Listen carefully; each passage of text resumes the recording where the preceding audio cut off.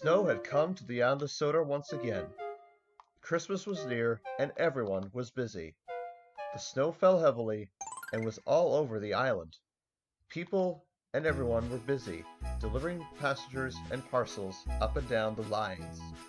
The children were happy, and everyone was satisfied with the snow. One night at the docks, Mickey, Carly, and Cranky were working their hardest. They just finished unloading the last of the shipments for Henry to take on his special run, the Flying Kipper. Carly and Big Mickey and others were sucking into the sidings as Cranky loaded the last of the ships to port. At Nafret Harbor, Jake, Henry, was just about to leave to go to his first train. The special Flying Kipper was almost ready. Lumber and a tractor were needed to go to the mainland. "We'll make up for lots of time today," said Henry's driver. "Take your time. The rails are slippery." Henry made his way as the guard blew his whistle.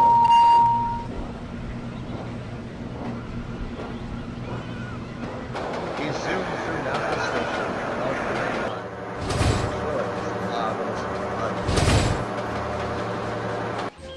The air was crisp. The sky was clear. "You're doing well," said the pilot. "Keep it up. You can't be wrong." His driver was satisfied as well.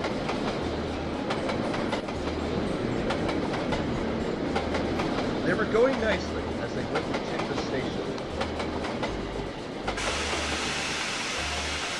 At Ellsbridge, Thomas was talking to Bertie the bus. They were exchanging passengers on a special passenger run for the night. Thomas was speaking to Bertie. "Oh, this is going to be another satisfying holiday season," said Thomas. "This is going to be amazing." "I sure know that is," said Bertie. "It's going to be so fun. It's just going to be amazing." But then they could see Henry pop in the distance. He roared through Ellsbridge and onto the other side.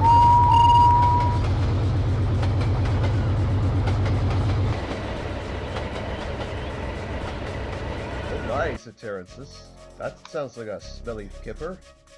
"Indeed," said his driver. "Smells like it's a especially delicious kipper indeed." Henry was making excellent time. The trucks were behaving nicely. Clouds of smoke and steam poured from Henry's funnel into the cold air, and the fires alight shone brightly like many years ago before he was rebuilt from crew.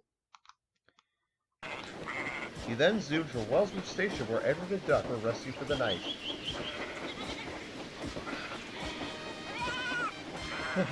"Oh dear, that sounds like a fishy kipper. At least you want to push it up the hill," said Edward. Henry then zoomed over Gordon's Hill and down the other side. At Merritt, Gordon and James were just about to leave with a special train destined for the mainland. Daylight and Nigel were in the siding resting. The passengers clambered into the coaches as Gordon and James were waiting to leave, but they had to wait for the Flying Kipper to pass. At that moment, Henry passed by.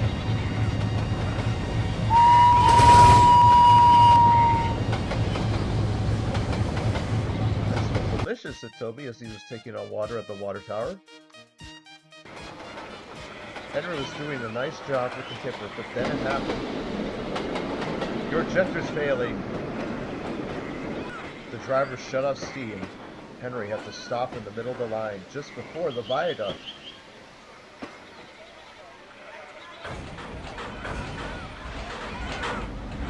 They had to drop Henry's fire.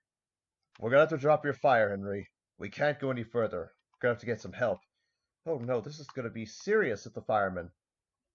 Word got down the line, and Daylight graciously volunteered to go and help.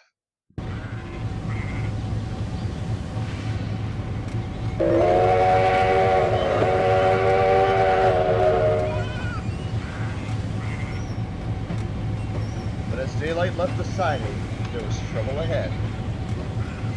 Daylight came off the tracks because the rails were slippery. "Bother," said Daylight. Nigel volunteered to go. Henry was stranded in the middle of the line. He wondered if anyone would help, but at that moment, Nigel arrived. "Hello, Henry. I am here to help you. Don't you worry about a thing. I will couple you up and take you to Trunk Station. I believe we have special guests arriving." and Nigel switched tracks. Then bucked up to Henry and made his way to the front.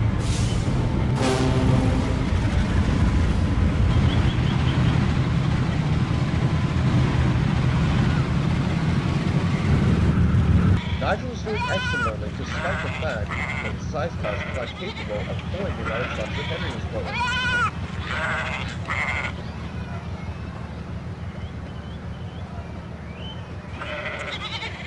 At Dog Station, Sir Topmat was waiting anxiously for both engines, but then he could hear an horn.